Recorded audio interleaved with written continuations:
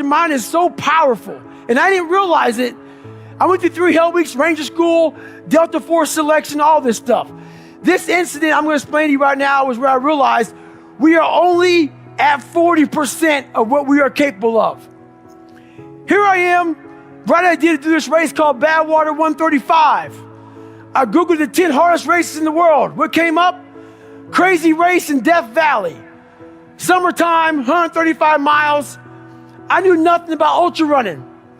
I thought you would camp out, run 20 miles.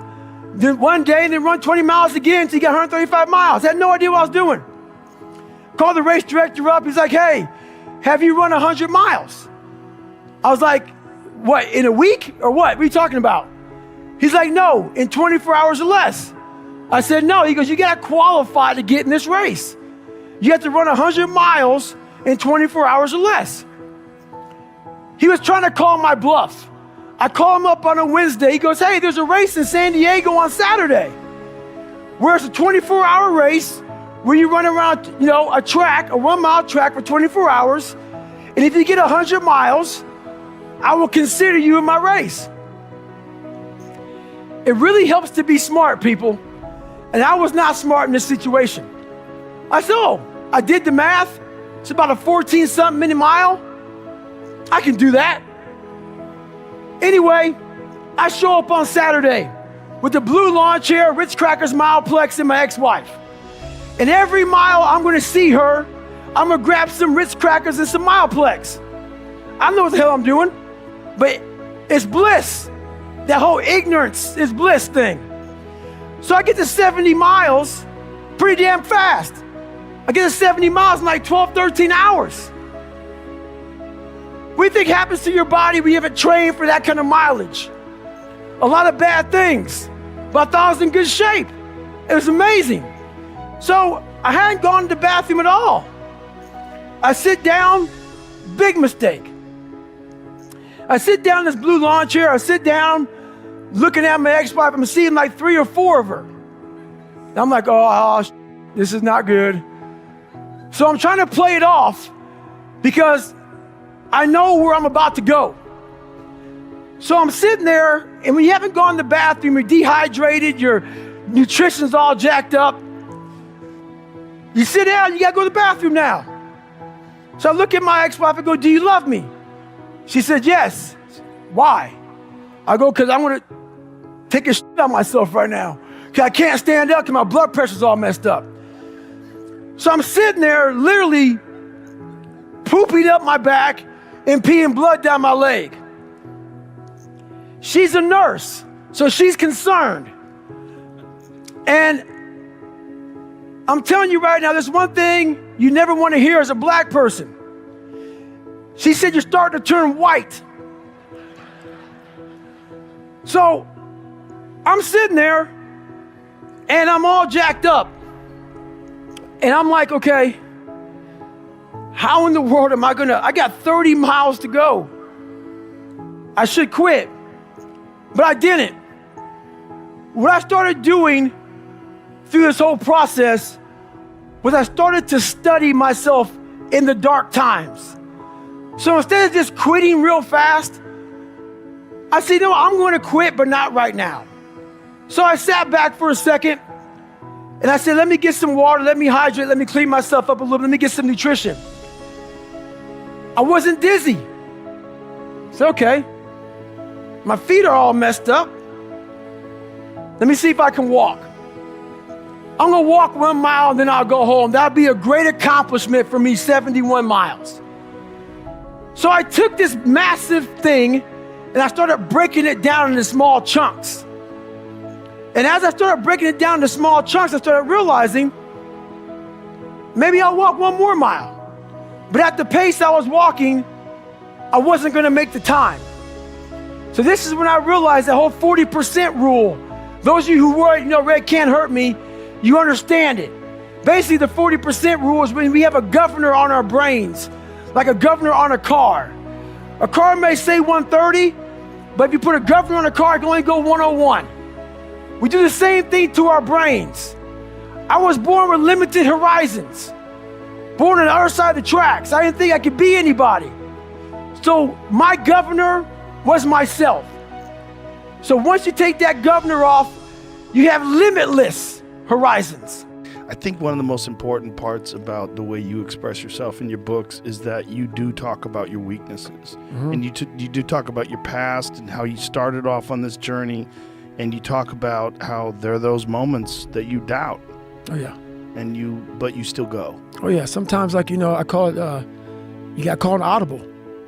The line of scrimmage, man, like some of the great quarterbacks, they'll be at the line of scrimmage and they'll look at the defense. The defense is off. Defense is shifting. Then you call an audible. In my mind, a lot of times, man, I'm like, it doesn't mean I quit. I don't quit. I may not make it the first time, but I'll come back. I gotta call an audible. I gotta get my head back in the game. I gotta figure this shit out. It doesn't mean you leave. It means you study it more. And whenever I fail at something, people always say, man, how do you handle failure, man? I fail a lot, dude. I fail all the fucking time. They go, how do you handle it? What I'm trying to do, and this isn't being arrogant, man. It's being real. Not many people are trying to do. So there's not many people who can even open their fucking mouth and criticize me when I do fail. Because I'm trying to do shit, man, that many people aren't trying to do. But I don't look at failure as failure. I look at failure as your first, second, third, fourth, fifth attempt. I look at them as attempts. I don't look at anything as failure. Because when you're willing to try to do something, not trying is failure. That's not some after school special shit. But when you're able to go out there, there is no failure. It's attempts. Because when you're trying to do something that's bigger than you, whatever you are, whoever you are, if you're paralyzed, you're trying to walk one step and you didn't fail, motherfucker. That was your first attempt. If that's your biggest thing, that's how your mindset needs to go into everything. So I don't look at it as failure is a big word like that gets people down. We give so much power to words. I don't. I take the power right away. I didn't fail shit. In the end, God gives you exactly what you deserve. So if you're not happy with your life,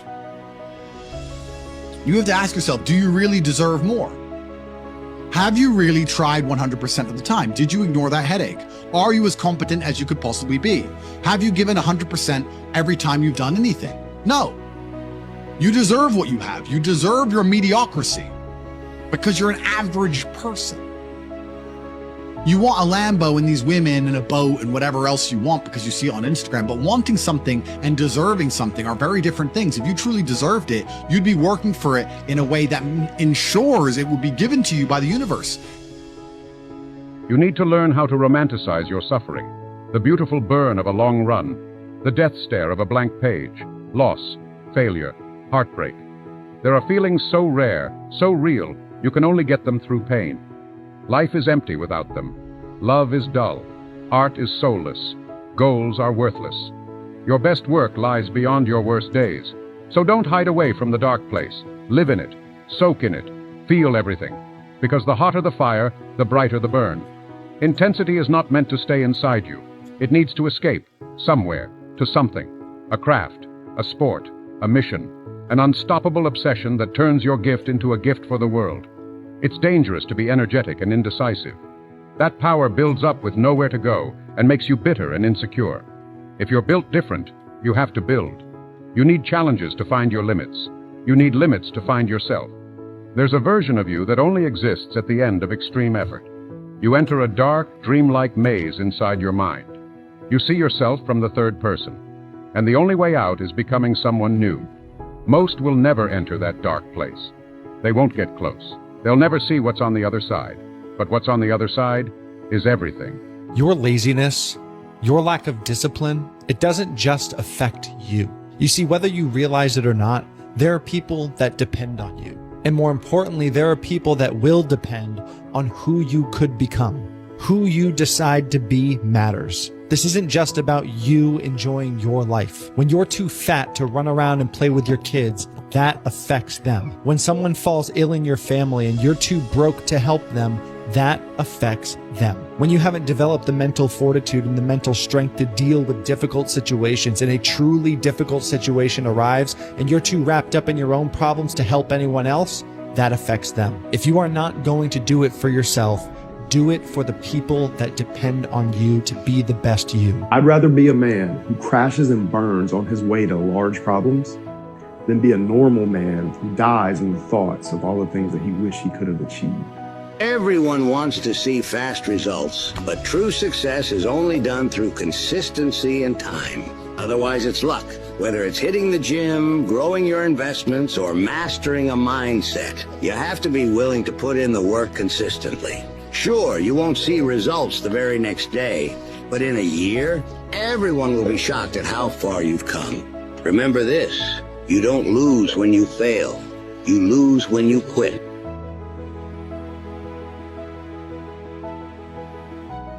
Your thoughts, you will start to guard them. You'll start to monitor them. You're going to start to really pay close attention to what's going on.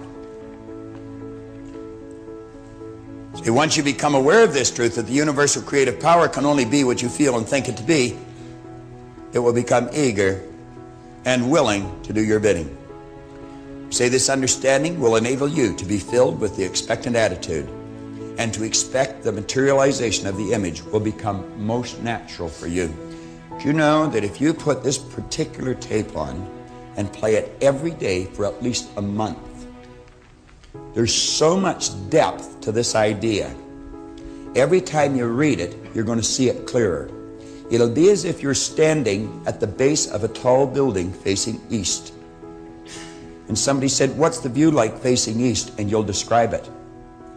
But then you go in and you raise your consciousness, you move up to the 3rd floor and you go to the east wall and you look through the window. The view is different. You're still facing east, but it's different. And then you go and you raise your consciousness and you go up to the 10th floor and you go to the east wall and you look, but it's different. It's much more beautiful. And ultimately, if you'll keep listening to this and watching it and thinking it and relating it to your own life, you're going to work your way to the roof. And you'll see as far as your eyes can take you. It's like Paul told me one time.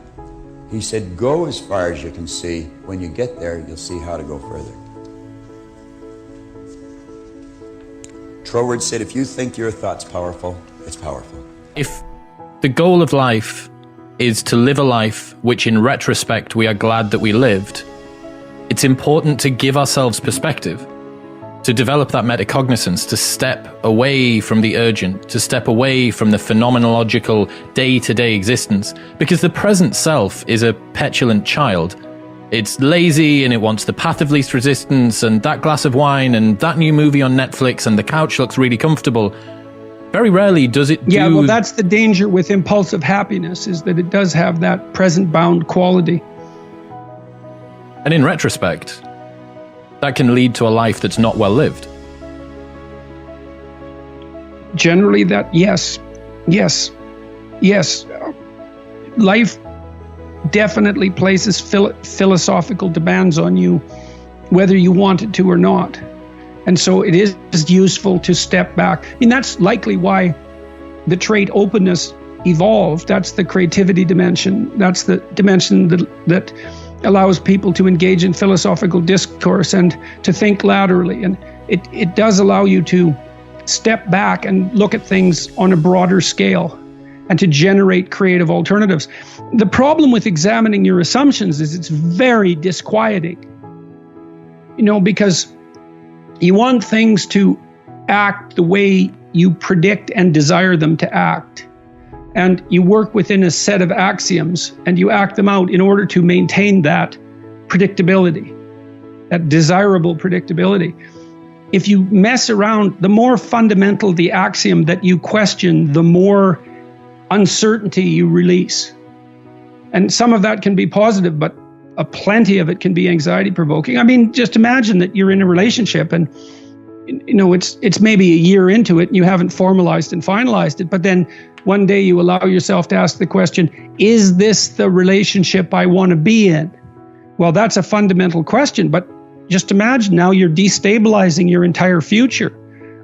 You're destabilizing your present. You're destabilizing your past, because while engaging in the relationship, you're acting out the assumption that it's the proper relationship. But now you question that. That means the story you told yourself about what was happening while it happened, even though it's already happened, was wrong and something else had happened. And then you have to think through what actually happened. So it's unbelievably demanding. And the more axiomatic the assumption, the more certainty is cast into troublesome chaos. Now, you could say, yeah, but the alternative is worse.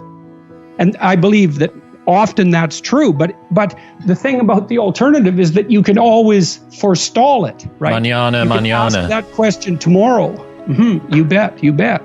And it's a very powerful temptation, and no wonder.